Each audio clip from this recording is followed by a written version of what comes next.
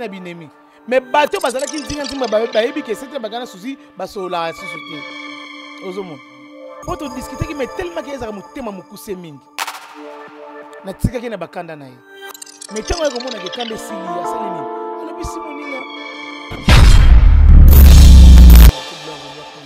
mais kondima te tozaki na binemi mais bato bazala ki ntinga ntimba bayebi ke c'était bagana souci basola société ozomona poto discuter ki mais tellement que ezaka mutema mukuse mingi na tika ki na bakanda na ye mais tango ya komona ke kanda sili ya salini alobi simoninga ata toza na mosala moko me aza yaya na mosala mpe aza liboso aza mokolo na ngai meme na age meme na mosala quand même il faut limite ezala respect eza biso toza na barespect wana te toza na balimite wana te lokola nzambe asapesa biso na biso wana toza bachance kozala bastar parce que tokoma bastar te me tomibengaka bastar mpo toya bastar te nous sommes des vedettes ozomona wana nga nazomona ngo ndeye bazotortire collègue na biso po eza malamu te naotala bango na ebandeli ya biso nyonso tozalaki na baproblème national Thérèse ndenge vraiment yango mokili ezolobela tokolobake non soki oza na problème na monene okoyela koleka na réseau sociaux te ozomona ye na Thérèse basi babongisaki bito ozwaka ta bomisaka babongisaka déjà biso toyoka par kaka ya susi mais biso lokola bato kati toyebi ta mosusu koswana ndenge nini ezalaka ozomona mais lokola moninga moto akufi topesi moninga kaka raison topesi mpe kaka raison na nyonso azonga kaka alors batika siko kotortire Thérèse batika ya vanda parce que biso nyonso toya badefo na biso batika ya vanda aya kolela ndeko na ye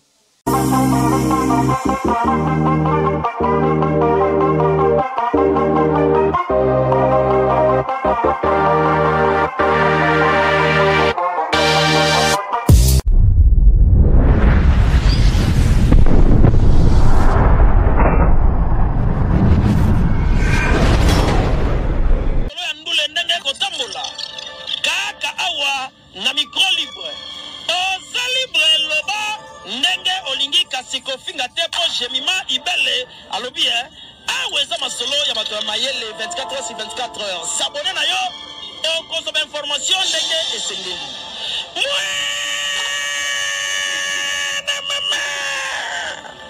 ya biso na bino 24 heures ya information ya culture na biso kaka awa na micro libre epai ya Jemima Ibele ayokania.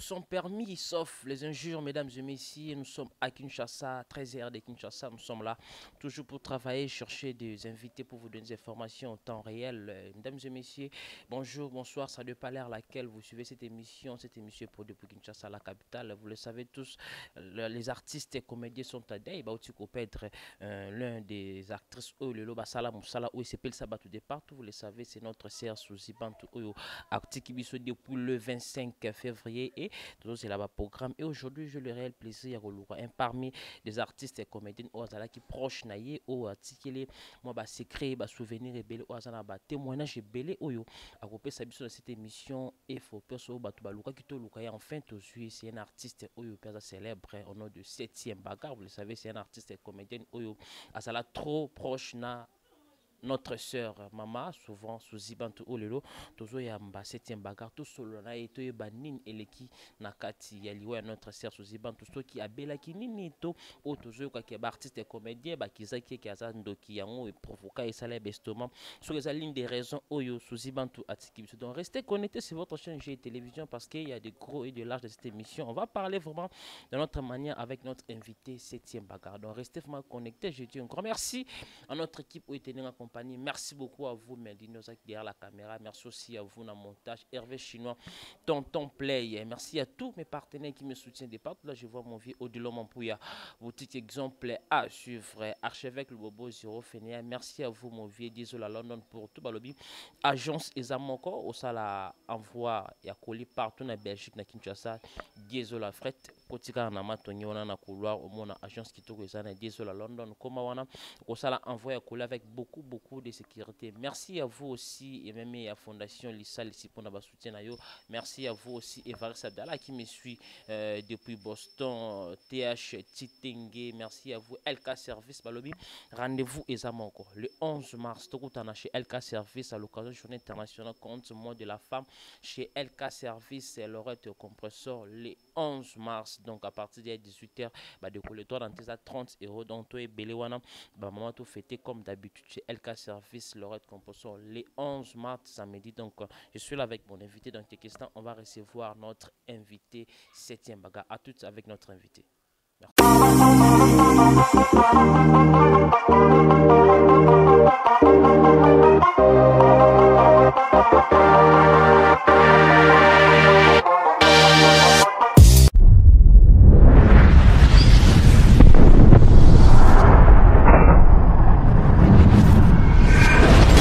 Et voilà, nous sommes là de retour sur ces plateaux, mesdames et messieurs. On va recevoir cet artiste 7e bagarre. Il est parmi les artistes comédiens au la fierté à Moussala Oyo et Boebi comment famille artistique tout bazana Dey bazana Mawa. Baouti ko perdre mon kona bango notre sœur maman Sousi Bantoupé à son nom parce que ils ont ça la pas si comme on a presque un rôle bata année ce que les qui des années les gâtés photo perdre l'un des artistes comédiens. Ça fait très mal donc de l'Oyo. Je le réel plaisir de recevoir cet artiste. Il est là dans cette émission et faut pas cela je dis bonjour et mes condoléances à 7e bagarre. Merci pareillement, bonjour. Santé artiste. Ouais, Nangola Nzambe ça va, Nzamba Zobatela. Et voilà, merci beaucoup. Elle est là, on va vraiment être droit au but avec notre invité parce qu'il y a pas si tout le monde comment la vidéo circuler Azolé là vraiment avec Ker Mobimba. 7e bagarre, tous à nouveau droit au but sango oyo oyamba ki on ndenya yo ka sango ke ndeko na yo serna yo bozalane tout le temps akufuzala ki wa pour nous nouvelle. Merci beaucoup pour na motuna. Sango oyo nazwaki yango na tourne-toi de l'autre côté na salon, tourne ça salon. Salon tourne ça tous les deux yayo. Bolimbisa. Sango wana ezwaki ngai na salon ya lemba salon te. Tourne ça la salon. Salon ils à chaque samedi voilà. Samedi oui. Donc pour biso courant ils allaient quitter nazaki na courant les jours en haut. Un téléphone qui vraiment déchargé. À partir de 2h 3h na qui fièvre vraiment casse. Fièvre na yoka ki wana na comprendre sens na wote. Donc na yoka ki penda mal. Donc motonzo to mobimba. Gabi où ça nini boy. Gabi tongo eta na kende ka salon na sala physique nanga comme ça transpirer bingana malade. Mais tellement que na koka kité na bengi copain on a vivaka na zakana ye na ba 7h na bisinga papa uza pabi nazoya vers yo na ba 7h wana ngabi oui ça on kipo nga ana la libienté moto moyen tabi o melikis ngabi nga ngamela kisi bimela melate abi alors mais que na hôpital na yo pour na hôpital na awa na Capella 43 et pas docteur Mbesse pour docteur ngoya za na Suisse mais awa ba docteur Michel de bayamba kingai. Donc voilà. Abi mekita kuna ngabi OK nazo kende kuna. Ngabi ya kozwa ngai to kende.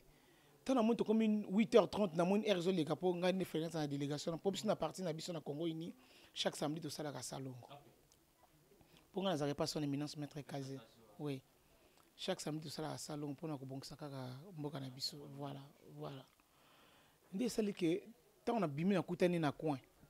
Na biso ngabi abi nanga mais yo asimi nga babi mais yo moto boye o vandi no pe na ndako ngabi na vandi te na ke salon na esa salon pona na longola nini malade o abi non chéri to ke na hôpital bon après OK salon après ngabi te mam na ke na salon na bimisa malade na suna sali na ba physique na malade ko bima abi yo ne tembende mais OK c'est bon sauf si salon obenga ngai ngabi OK ça va to kane bon akena ngape na matina na ke salon na ba 9h wana na sali salon ba 9h30 collègue na yo tema tozakane de temps en temps abe ngai sasa abi na nga 7 ozap ngabi nazo sala salon ana iso abi atali ke tokomoke ba 10h moins donc ba ache ngabi nini yo vous avez besoin nga abi bunu sa ba semblant bo yebite ke Suzy akufi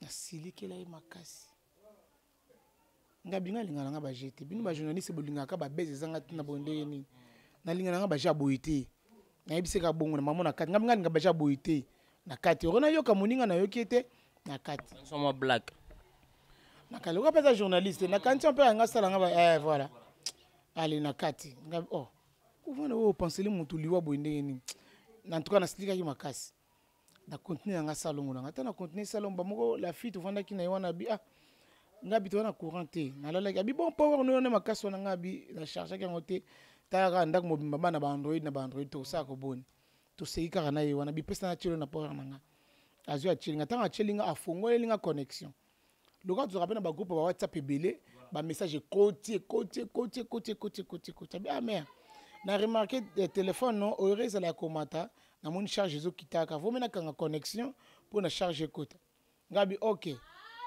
bo comprendre tout ça na RDC so bo kitema tembele nous leki bo comprendre wana mboka na biso yangwana biso ndis na biso yangwana voilà wana bo comprendre que toi na RDC donc voilà tala ko héros e ba bela matembele ndunda pour comprendre que donc régime à Congo change R ne surtout to rolia c'est écouter on a 16h héros so mama tembele nous rolia donc voilà nde eko sala tant on a tiqué les téléphones abisinga na kain connexion abikanga na bandi ko sala ti ba 11h moins maluba ngai makanisi ngai zo ngana maluba nae ngaba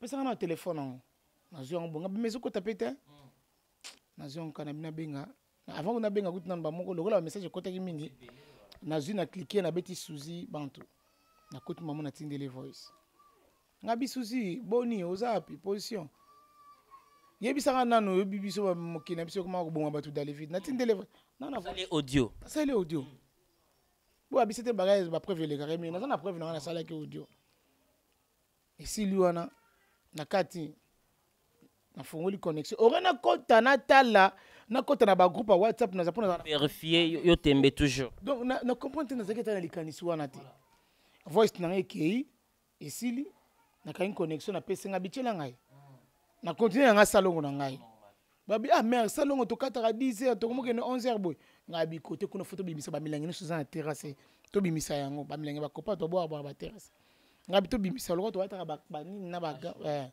ngabi bo continuer ko sala to bimisa yango et si na ba to porta la sto zaki na bango pe to continuer ko bimisa ba salité na pesa téléphone na go benga ezo sala bien ti na go benga tant na benga mo na tuni na bi Suzy wana Suzy abatunga mama eza nani ngabi passer nga nanu Suzy appel normal na WhatsApp ponga numéro na ngai oya WhatsApp soko benga ngwe le garate normal donc bato yanga 4 bata numéro na ngai appel normal o ba ko zonga mbala moko uniquement WhatsApp wana zaka uniquement WhatsApp siko na tele ngabi ngabi ezan ngabi passer nga Suzy aye patuni ngabi ezan nani ngabi 7e baga 7 na biso moi bandi kolela la ganga tango agangi ngai isko somo wana na ganga kite na kuyi na perdre connaissance nde ba okimisanga na hôpital na biso wana ya avenue Kapela 43 na zolo bawana nde ba kimisinga kuna mbango bakena nga chance tozaki na grand frère moi azaki wana azaki mo makasi na biso nyonso nde batumbuli nga na bazumutuka bakotinga bakena na hôpital kotina ebaite chance bango bayi hôpital na nga wana donc so bayi baki ngo tengeza passe mingi docteur atomboki linga bandiko loba abi mais non c'est eza normalité yo oyo kasanga liwo ko ya boyi batali tension ko kita mbala moko na 7 ba besoin na besoin que nous rejoindre ye oyo kizana maîtrise na ko saute choc nga na yokaki eleki ata sango liwa tata nanga na mama na. C'est vrai ça. Mama nanga kota na sama beno so vérité. Ba effet à boité. Na yo ka ba effet à boité. Nga lingaka mutu alaka ngai muta asala nga surprise te. Po tata botanga sala nga surprise, mama botanga sala nga surprise. Na yeko zo surprise ya mabe. On a kotikala kolingaka so surprise te eza ya Suzy Bantu. Donc salinga pasi makasi na koko supporter te. Ba memenga na hôpital wana sali 2 jours na hôpital. Et après ba ko santé comme on dit docteur abike non, il faut aller à Mungwa. Makaya bupo tension matame la pe mai mingi. Ndi na sali yango tension comme moi normal. Ndi bazon singa na ndako. Babino to pekisi kolinga pardon. Kolela. Ceux qui osent continuer kolela, ils ont malamu te osala ozo pesa malade na motema na yo, na estomac na yo, ce n'est pas bien. Banda wana nde na ko kanga kolela. Nazo lela susu te. De yango moni pe nazo makisina na kene na kolela. Kende pe souvent trop te ba contrôler. Nazo kokate na bi soki na leli. Pour ba tournage coûte na zarasu so na leli kaka. Na leli ka Il y a un rôle. Nga senta nazo nganda ko esala nga déjà bien te. Esala nga déjà mabe. Sala nga pe na passe mais so na leli ka poko lela ngai na kanisa kaka. Donc so na kanisi na lelaka. Donc le lance que utaka siko na kata motema. Parce que ils ce qu'on m'a dit. Donc tu as pekisi ngabi makama ko le faut tika yango. Donc ezo rendre yo mabe na nzoto na yo. Et ça la kinga bien te. Nandenge toza lelo tozo la morgue na le programme matanga ya Suzy donc voilà. Et voilà, merci beaucoup mesdames et messieurs, j'espère que Ronsard Massamba qui me suit depuis Boston à Zo, comment va précision notre invité à Zo Pesabso. Ça fait très mal mesdames et messieurs comment on a cet artiste madame Suzy Bantu Oyo Azalaki na santé malamu atiki biso presque na maladie oh jusque là toutes les informations mais avec notre invité, on va essayer de faire un effort de savoir si c'est quoi en fait notre madame Suzy Bantu akufa qui réalité na nini. L'artiste on va rester toujours là à côté de la situation. Et jour qui maintenant il y a des informations avant Akufa on dirait qu'on rendre visite qui a appelé ça qui au moins biloko c'était comme une signe de revoir est-ce que vous confirmez votre WhatsApp sur des partout c'est vrai avec au talayo ou avant jour après Akufa. Oui avant Akufa Suzy tanga belaki na makasi to na yebaka te Suzy abelaka. Tant que tu as un hôpital, il a changé de numéro. Tu as belaki to azaki na malade bandai da ko bela. Tu as bandaki déjà ko bela premier tour. Premier tour abelaki makasa kota ko hôpital ko fera déjà. Suzy ko fera déjà salaka 10 jours et quelques na coma ko fera déjà. Donc nzambe comme dans c'est la rabiso ye. Après avoir ko zo problème na zaki na ngona ba voilà. Ndenge ya belaki quoi. Voilà. Nzango tina monter le bandela ngopo. C'est quoi toujours font la banzela mususu diable a profiter. Donc voilà. Ndé tant wa bimi na hôpital. Tu es kokutani na tournage à Belleville. Moi je ne savais pas que non ndenge ya beli bongo akobanda ba tournage. To kutai na yeto yambani na moni ma que non santé za me ko luba ya pasi kaka.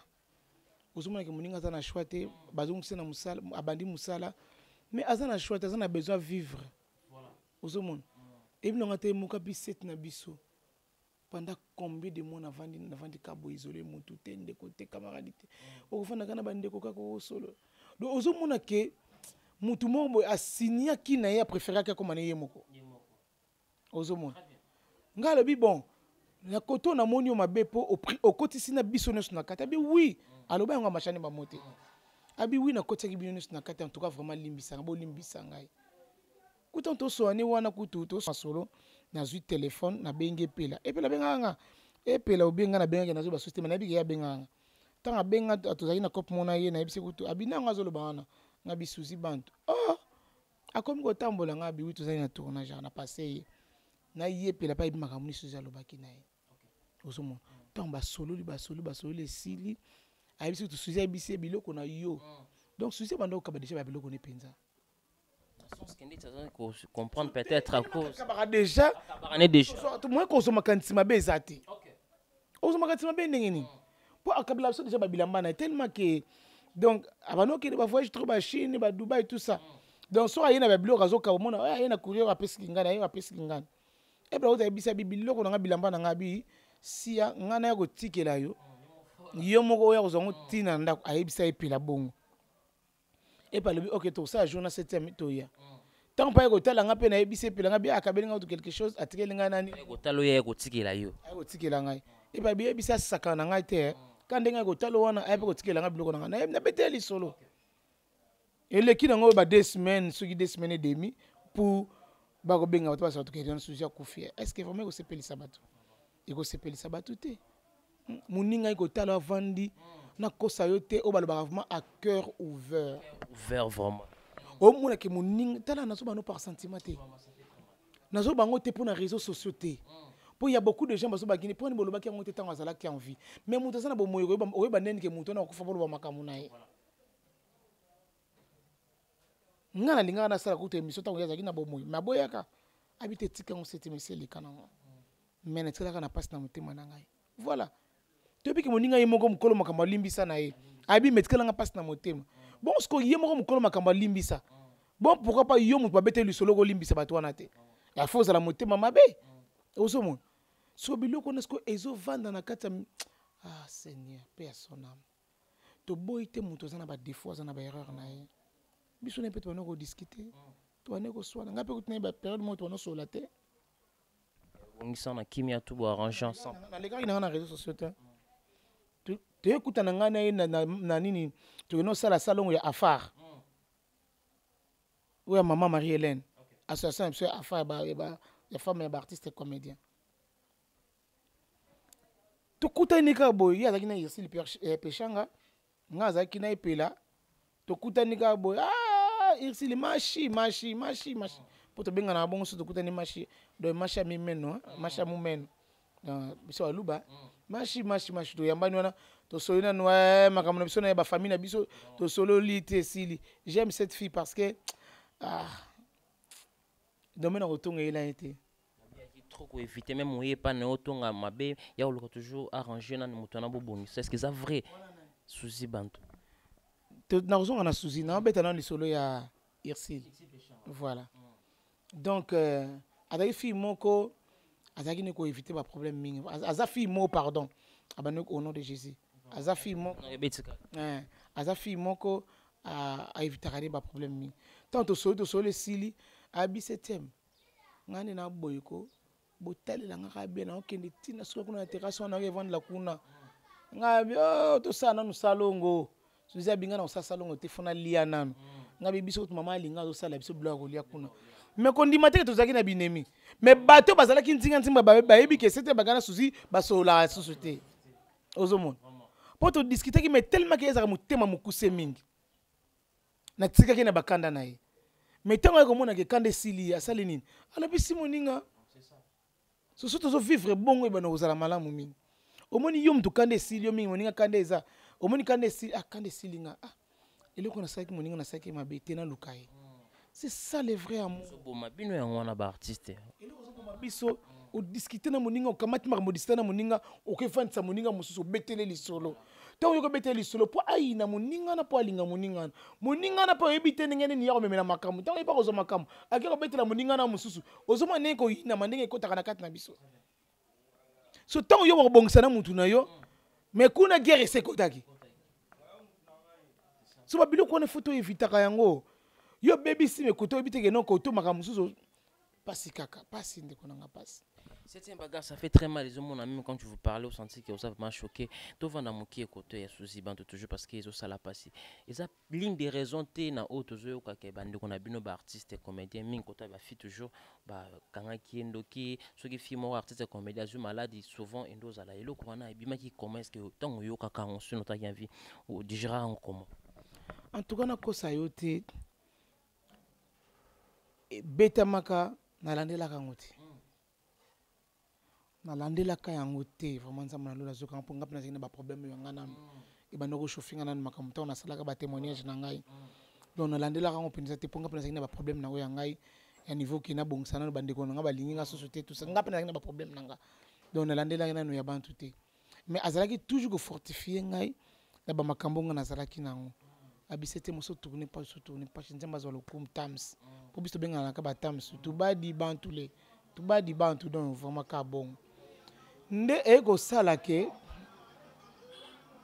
ne eko sala comment dirais-je musique on est distrait ngai comme yango saki ba makamuni na mandoko landela ngo penza te pona mandula ndana o yanga imoko na donc voilà ya mano pesa ka ba conseil c'était mzala makasi et les kanango bi monde na biso tout ça zo fortifier kanga wana donc voilà mais tant que tu okutana nende siko ayiko betela nga sikoyo nazo bitala nazo bango na sala aventure te ouais a beteli nga nde sikoyo de na ba ngai te mais a beteli biso na bato tozalaki wana nga nazo tia ngai pona lingi na ngate kuma nini ko ndenge ni yaka otanga nga na makambo na ye ça qui oni ni 7e bagarre tout ça na mabité soki oza na problème na moninga so bowelaki mobali bowelaki mwasi bowelaki eloko songolo pakala po tobongana na biso kaka nga nazaka lesbienne te nga boye na boye te wana so tondimi ngai nazaka mobulu te wana so tondimaka yango mais ata soki bowele na moninga eloko na généraliser po mibali baza na kati bana mibali baza na kati boweli na moninga mwasi boweli na moninga no mobali boye bandeni na kobongisa yango na kati po na nyonso eleka na kati kanda emema yo na réseaux sociaux te ye azela na kosambwise na réseaux sociaux YouTube ekoyoka ngai oui YouTube eyokaka nango YouTube akopesa litoi akoyoka yo mais ntango ekoyindela yo okomona YouTube wana ekomi mabe lelo oyo ngai naza likama oloba te preuve ane bato bango bazomona bavideo bazongisi bavideo ya kala okutunga na tala te ozomona okutu na tala te me nakomi kotala yango sikoyo nakomi koyoka pasi na motema ozomona nga bien pourquoi ndeko nanga lobaki bo il fallait pas mais tas ko bere ezokoyela ye mais nzoka ne yene basi babongisaki na bango ozomona bamakambo yango donc yana zobaki il faut to bongisaka balangage na biso ozana problème na 7e bagarre koleka na réseaux sociaux kutana na nga so na nga 7 iloko bosali na sepeli nango te ozomona un peu c'est tout nga mona ka mususu ba ser na nga wana ba master na nga ba ser na nga so na sali mabe net mama top nga benga nga mona gangeli nga est na leka na réseaux sociaux c'était top gangeli nga po ani te pona otala quelque part aza yaya ata tozana musala moko maza yaya na musala pe aza liboso za mukolo na ngai même na âge même na musala quand même il faut limiter za la respect za biso tozana ba respect on a te tozana ba limite wana te lokola nzamba sa pesa biso na biso ngo tozana ba chance kozala ba star parce que tokoma ba star te mais tomibenga ka ba star pour to ba star te nous sommes des vedettes ozomona mais to linga to mi komisa ba star au mona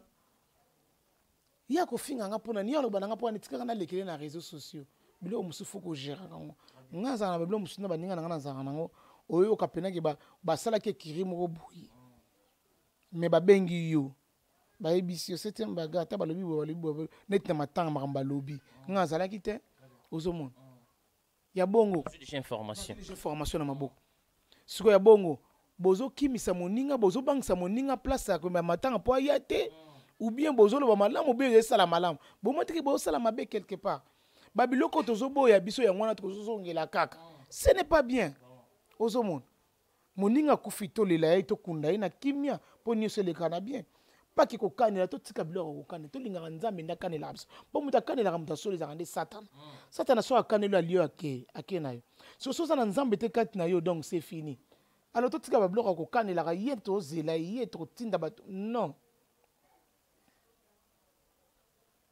nga ona omona kaka menasenga soki na ba voice nebo ona mona menasenga be na timbeli kaka muto tela utiliser menasenga na yebi gemta menasenga na obenga ona zui otie na zui voice na tie ayo kasko voice wana ya ngai to kasko susi ndenga lobai pona ye base belé ba kawana base belé bon baza mutu moko base belé wana sko ta ba voice mutu tindelo kutu ko yeba te mutu na okufa uzomo wana sko mutu bimina hôpital tanga bimina hôpital tant za ba numéro idée te pas comment il est déjà bien parce que bo so ba voice bo so neza la kaka bozo partager quoi est-ce que yeba ke mutu akufa po mutu comment il est déjà bien be okuta na ba tournage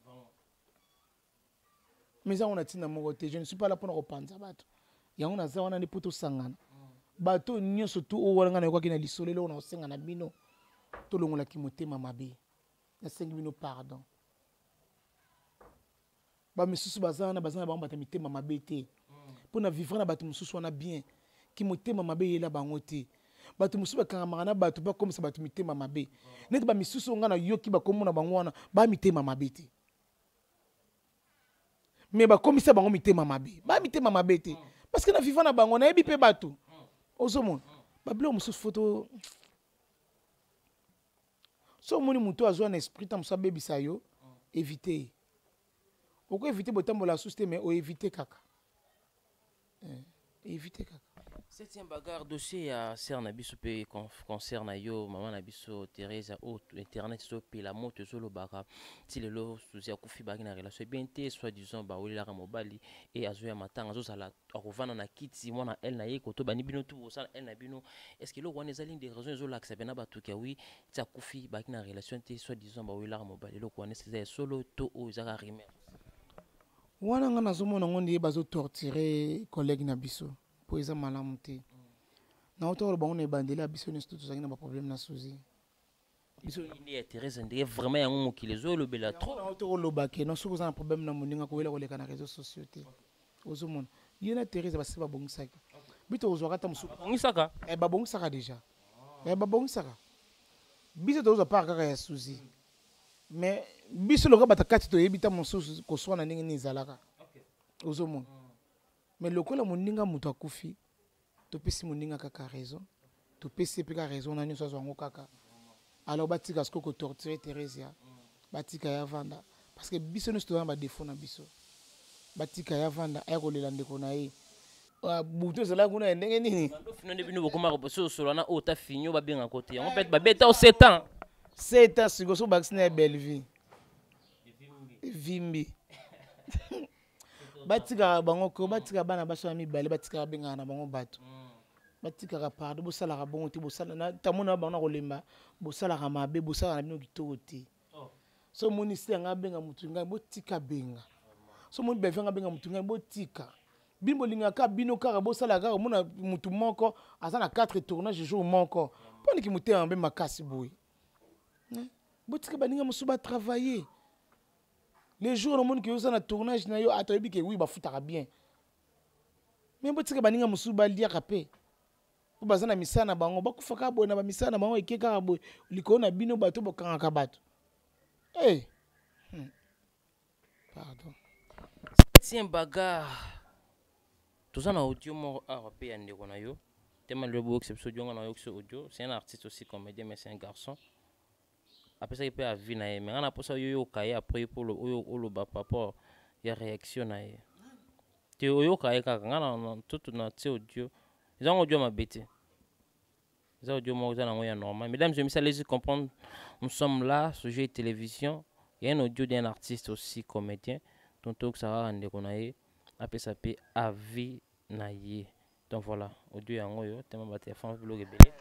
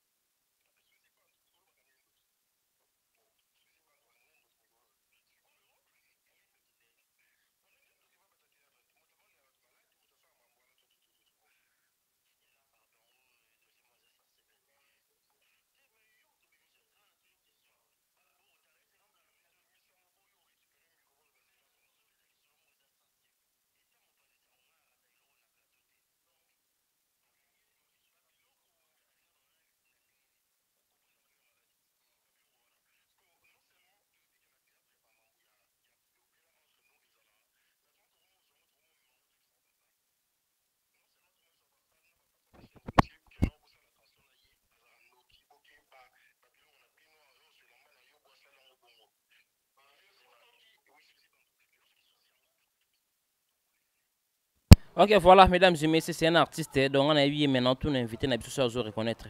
Voilà, nous reconnaître. La Chérika. Pour cracher, hein? Chérika. Je me rappelle voir de moyen reconnaître les mais Chérika n'a bien.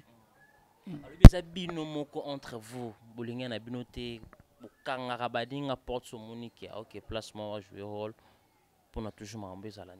Parce que nous tout le bon siko ya, na ko cité. Na ko cité. Na ko sa na ko sa même makamusu. Ça va bien. Makamusu ya ko sa té. Kapasana. Azana raison na ya ko cité donc ils a pas mis na biso bato to kangela baninga ba chance. So moni autant na yo pesa mi tiki na pe moninga pe a jouer. Yanga lobaki journaliste ko benga ngana sa na émission na osala parce que na sala na nga sous théâtre na ko sala peu comme tu préféré que c'était maga lingo sala ba émission ming mais na lingo sala ba émission théâtre bo linga zwanga ité bozo côté nga toujours so ti lelo alors tika na sala na nga émission bat batala nga na à travers émission pour le théâtre bozo bo linga benga nga ité tambo monika kana comme ko leka koto na comme ko leka sukoto koto bazunga so allez Ça ni problème ni comportement ya bande qu'on a bino bon septième baka. Là on bien. Ils a pas si mingi. Ah ben on va suma comment on a sina pardon li na suma problème te. Au 2023, il n'a qui na bango bien. Voilà, merci. Bientôt, on va chuter dans cette émission des questions pour te chuter na bisona souci na sorry donc notre artiste septième bagarre donc septième bagarre le lot à part maman na biso souci artiste Kokodio Kopé atiki biso mais samedi déjà où ça avait mortuaire est-ce que ba programme on ndebo beti pe papa Kokodio ko moi ka bo aka trop souci te ba beti e karatin omoni yazane muto salongo na salongo nyonso bazo sala déjà papa masumu azawana groupe salongo ezawana déjà zo na makamno sur de près omoni suzi sikoyo azaki muto nzondinger ozomona c'est normal ngo biso nzondinger to telemi pona kobunda pona makama suzi kende liboso donc ba même ngo na ndenge mabete en plus papa Kokodio ko belaka déjà kala yema no kufana zo lamuka abeli liboma abongi ozomona na ndenge mabete na pona mo ba contrat na ndenge mabepa donc tozoki déjà ba choc na ebele monde qui osko choc a suzi donc eleki makasi mingi donc voilà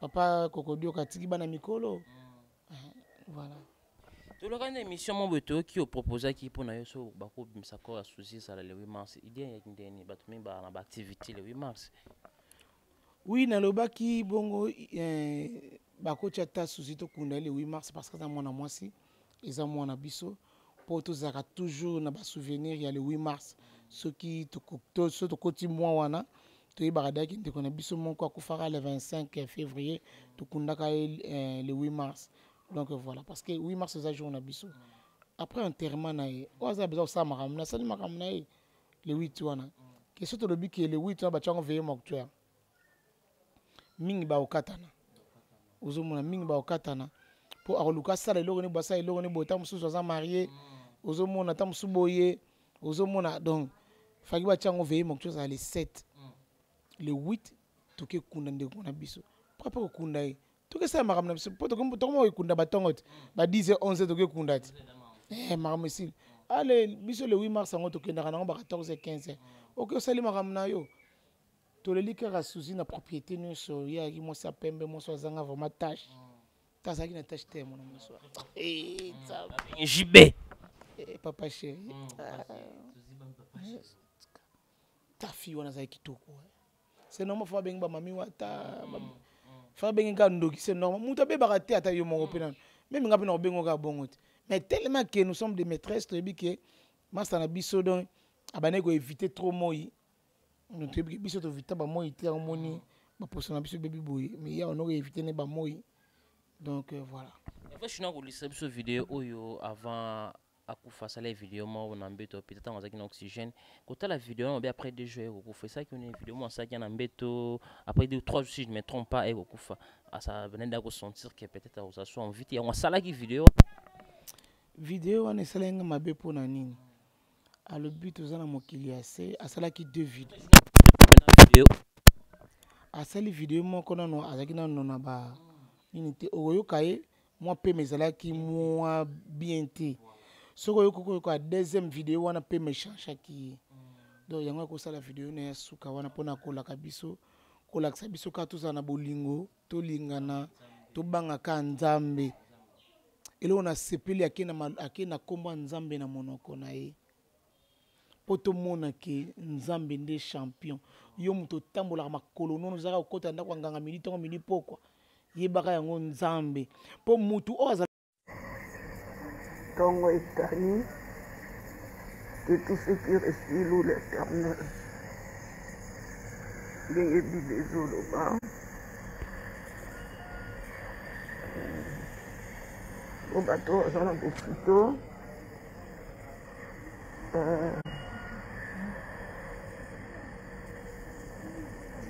bino bato oza na ndako oleki bango na eloko te ezaka ngolu mpe mawa na nzambe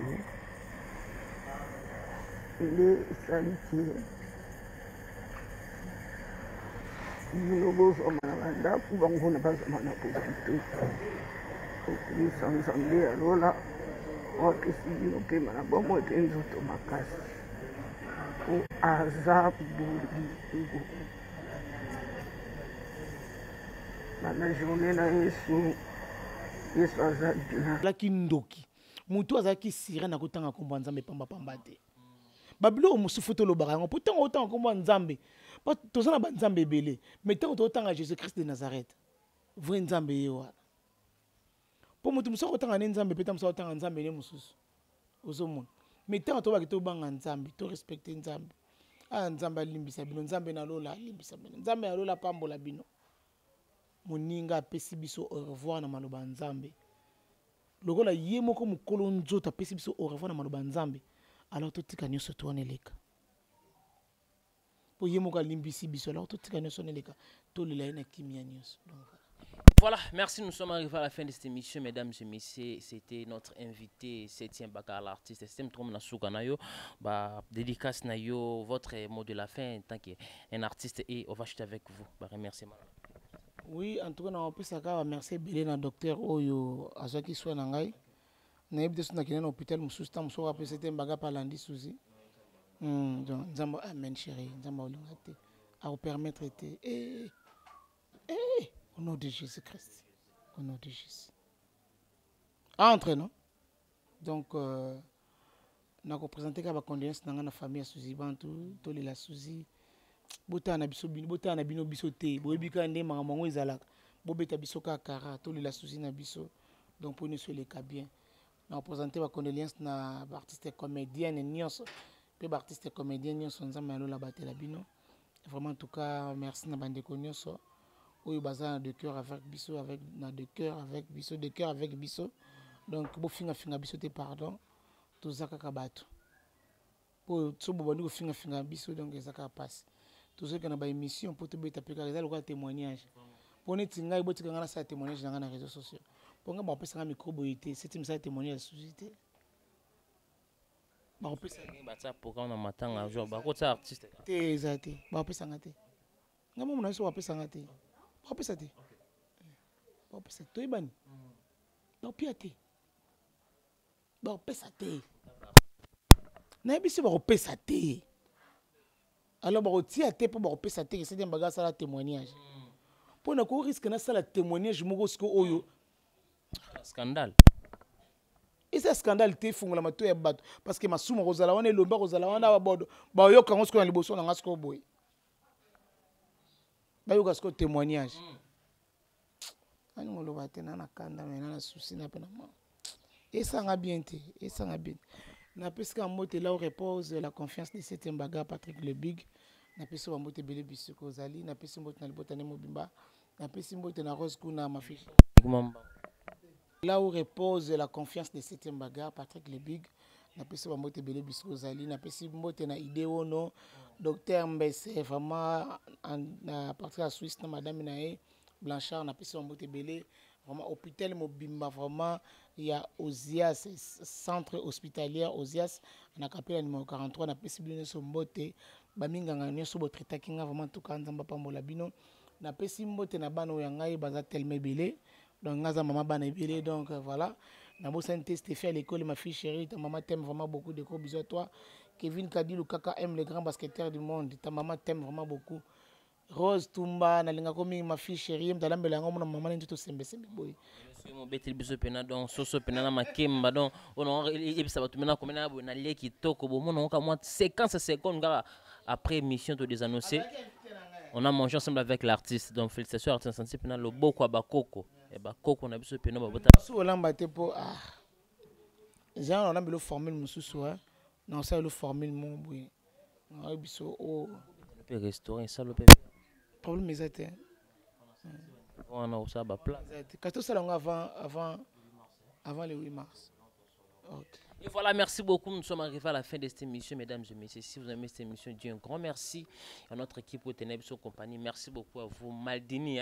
Maldini à la caméra. Merci aussi à vous, Tonton Plein, à montage. Hervé Chinois, merci pour la transaction qui est. Merci aussi à tous mes partenaires qui me soutiennent des partenaires. Je vois mon vieux Odilon Mampouya, boutique exemple à suivre. Quand on a croisement Gambelo Polo, mon boutique, mon réseau, chez Odilon Kotawana, vous allez vraiment satisfait. Merci à vous, mon vieux. Désolé à London Baby, agence de fret et amours, on a matongé. Vous allez envoyer avec beaucoup de sécurité diesel à London. Merci à vous. LK Service, l'oreille de compression, maman Konzi, le 11 mars au compte mois de la femme. Tout le monde est belé chez LK Service à Paris. On a droit d'acheter 30 €. Comme d'habitude, le 11 mars chez LK Service, Natacha Gola. Merci pour tout. On se retrouve à la prochaine pour d'autres invités. Abonnez-vous massivement sur votre chaîne chez Télévision. À la prochaine pour d'autres invités. Merci beaucoup.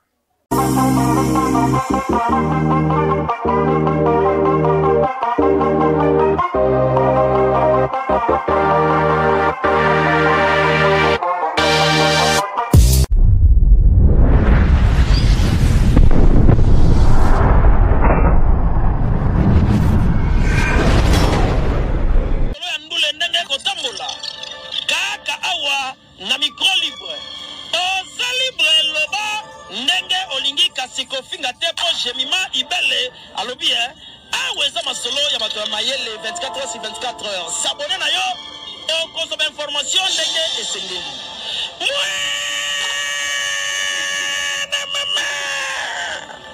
Ya biso na bino 24 heures ya information ya culture na biso kaka awa na micro libre epai ya Jemima Ibele.